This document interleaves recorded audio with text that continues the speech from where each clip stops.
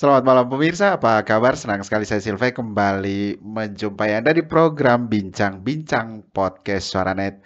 Baik, selama kurang lebih 1 jam ke depan kami akan mengangkat tema yang saat ini masih diperbincangkan oleh banyak kalangan.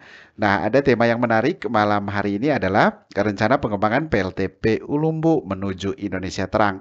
Nah, untuk membahasnya nanti sudah ada di narasumber kami ya di studio. Ada Mas Irlan Jayadi yang merupakan Humas PT PLN Unit Induk Pembangunan Bali Nusa Tenggara. Nah, kalau misalkan nanti teman-teman mau bertanya ya silakan di line YouTube kami, boleh bergabung di situ. Baik, narasumber kami sudah ada di studio, saya langsung saja menyapa. Halo Mas Irlan. Ya, halo Bang Silvi, selamat malam Selamat malam, apa semua. kabar ya? Baik, baik, baik, sehat. Kelihatan fresh ya? Ah, ya, ruteng bikin seger, Pak. Bikin segar ya. Adem. Dingin.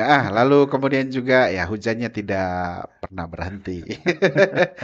Iya, baik ya. Saya langsung ke materinya saja ya, Mas Irlan. Nah, ini ke depan kan rencana PLN akan memperluas ya jaringan atau mengembangkan PLTP Ulumbu dan ini kan kemudian banyak hal yang kemudian terjadi, ada yang menolak, ada juga yang menerima. Tapi ya nanti dulu ke situ ya. Tapi rencana besarnya yang nanti akan dilakukan PLN seperti apa untuk pengembangan PLTP Ulumbu ini? Baik. Terima kasih Bang Silvi. Selamat malam teman-teman dan pemirsa Suaranet ya. Ya. Jadi yang perlu disadari pertama bahwa eh, pengembangan Ulumbu itu sendiri adalah inisiasi dari pemerintah. Ya. Ya, karena sektornya itu sektor ketenaga listrikan, maka yang paling cocok melaksanakan adalah PLN sendiri. Ya. Nah, kemudian itu tertuang jelas di dalam apa eh, RUPTL atau Rencana Umum Penyediaan Tenaga Listrik. Ya. Dan yang mana di dokumen tersebut bahwa konsentrasi pemerintah itu untuk mengembangkan energi yang ramah lingkungan. Ya. Nah, yang mendasarinya tentunya banyak hal, terutama terkait perubahan climate change, Ya. kemudian krisis energi dan bahan bakar minyak yang Hmm. kemarin itu kita sama-sama ketahui harganya sangat melambung Ya, tinggi. betul ya sekarang. Dan semuanya akhirnya harus disubsidi oleh pemerintah. Hmm. Jadi selain misi ramah lingkungan juga kita konsepnya adalah menekan subsidi, Ya. menekan subsidi. Nah, jadi berdasarkan penetapan dari kementerian juga ternyata Hmm. Flores sebagai geothermal island itu potensinya sangat luar biasa. Itu potensinya mencapai berapa untuk Flores? Kira-kira masuk dalam daftar berapa dia? Kalau Flores itu sampai 900 megawatt, Pak. Wih. Itu mungkin kalau dapat dimanfaatkan secara keseluruhan itu Mm-mm. sangat luar biasa.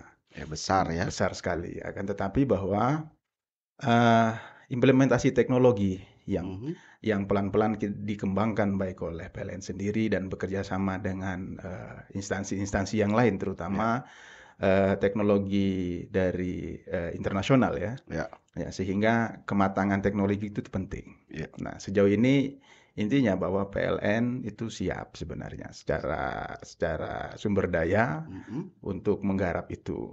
Secara Nah, teknis juga secara sudah. teknis juga. Nah, kemudian dari rencana pengembangan kalau dari awal sekarang kan Ulumbu itu 10 megawatt. 10 megawatt. Ya, Jadi itu yang tersuplai sekarang ya untuk ya, Kabupaten Manggarai. iya. Nah, Aha.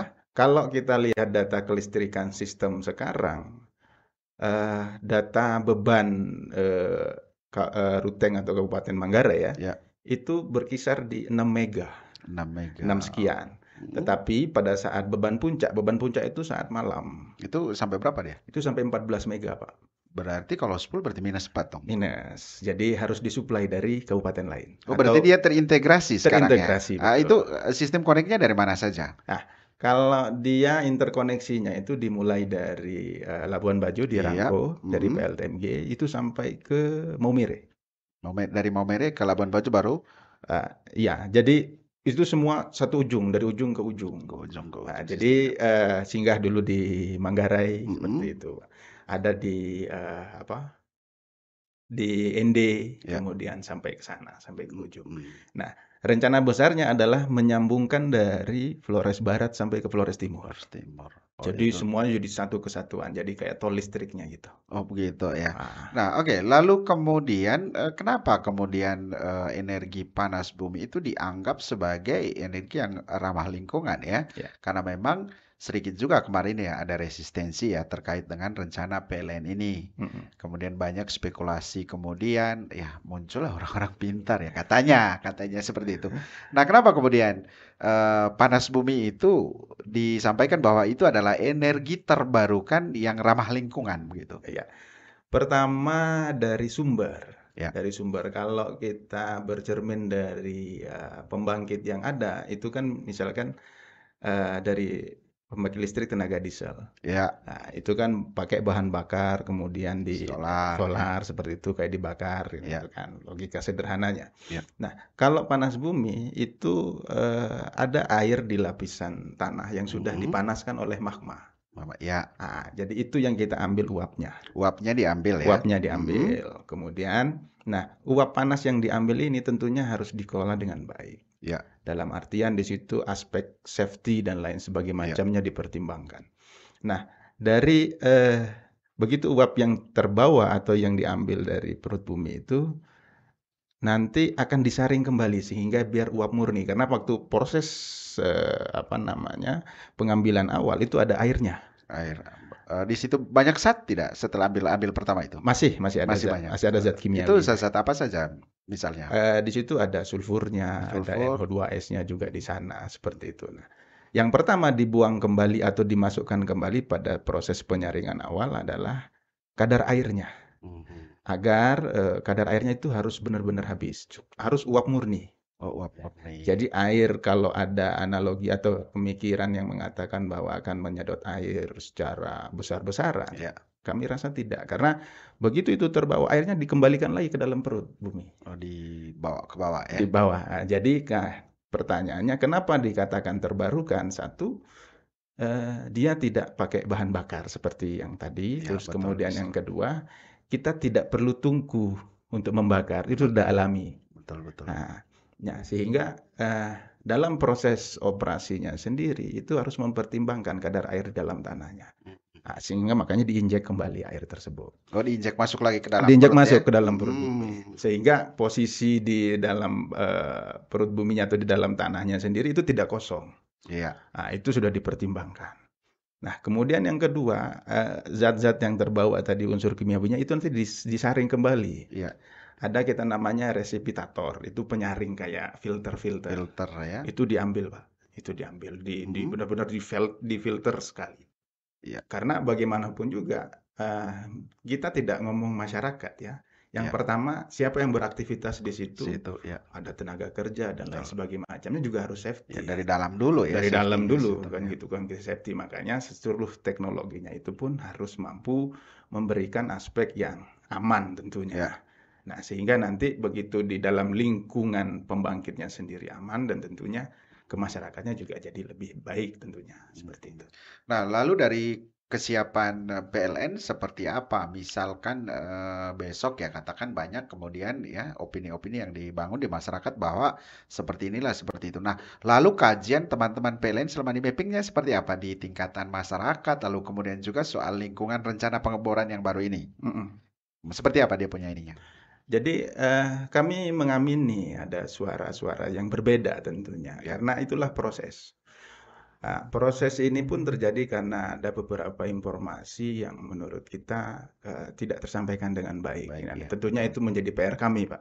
Ya. PR kami dalam hal mensosialisasikan dan menyampaikan ke publik seperti apa sebenarnya geothermal atau pembangkit panas bumi itu sendiri. Ya. Nah, kemudian yang kedua, ada aspek-aspek lingkungan yang harusnya juga akan dipertimbangkan. Nah, semisal begini, di dalam AMDAL sendiri kan ada proses pemantauan setiap tahun. Itu dilakukan secara periodik ya? Periodik, Pak. Itu harus periodik karena ada ketentuan di dalam proses pemenuhan AMDAL itu sendiri seperti halnya bagaimana implementasi terhadap menjaga ekosistem sekitar. Ya. Kemudian seperti apa proses operasi yang sudah berlangsung nantinya. Ya. Apakah dia akan menghasilkan sesuatu yang berdampak atau tidak. Jadi semua terus dipantau periodik. Ya. Periodik. Dalam artian bukan berarti pada saat awal kita melakukan pengukuran, seperti kita mengukur kadar udaranya seperti apa, kadar air tanahnya bagaimana. Itu bukan hanya di pertama. Tapi juga di bagian akhir.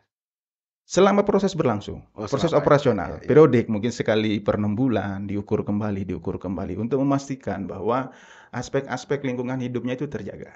Itu pertama, kita ngomongkan lingkungan seperti itu. Dipertimbangkan, betul. Sangat banget Pak dipertimbangkan. Karena yang paling penting begini, di dalam proses transformasi, jadi PLN itu juga bertransformasi Pak. Ya. Kami juga harus siap dengan era sekarang, kemudian era go green dan lain sebagainya. Salah satu pilar di transformasi PLN adalah PLN Green. Green. Jadi kita harus benar-benar green. Dilakukan juga reboisasi ya. Nah, maka itulah kenapa PLTD itu harus off. Harus kita off-kan. Satu, karena memang secara produksi energi, kalau kita ambil gambaran produksi dari PLTD saja, itu bisa sampai Rp3.000 per kWh. Rp3.000 per kWh. Kemudian kalau kita ngomong yang dibayar oleh pelanggan itu, kita ngomong pelanggan 1.300, itu 1.440. Subsidi 600 ya, 2.000 ya, 2.000 per kWh-nya. Iya. Subsidinya 600, 1.400 dibayar mandiri oleh warga atau seperti apa perhitungannya? 1.400 dibayar warga, dibayar masyarakat. Nah, kekurangan dalam proses produksinya itu ditanggung pemerintah. Kalau seandainya ternyata beban Manggarai saja, katakanlah puncaknya 14 mega, nah itu kali selisih yang Rp600. Itu tetap dibayar oleh pemerintah, kelebihannya? Tetap dibayar pemerintah. Oke. Karena bagaimanapun juga ini proses bisnisnya pemerintah sendiri. Ya. Nah, kita bayangkan Bang, 14 mega kali Rp600 itu sudah bisa bikin jalan hotmik dari Manggarai sampai ke Labuan Bajo. Atau mungkin bisa juga untuk program pendidikan dan kesehatan. Nah, itu yang pengen dialihkan sama pemerintah. Oke. Ya, baik pemirsa ya, sebentar lagi kita akan lanjutkan obrolan kami. Nah, seperti apa nanti untuk pengembangan lebih lanjutnya, lalu kemudian juga CSR dan lain sebagainya, program yang kemudian itu nanti akan ditawarkan kepada masyarakat oleh teman-teman dari PLN. Jangan kemana-mana, saya Silva akan kembali untuk Anda di program Bincang-Bincang Podcast Suara Net.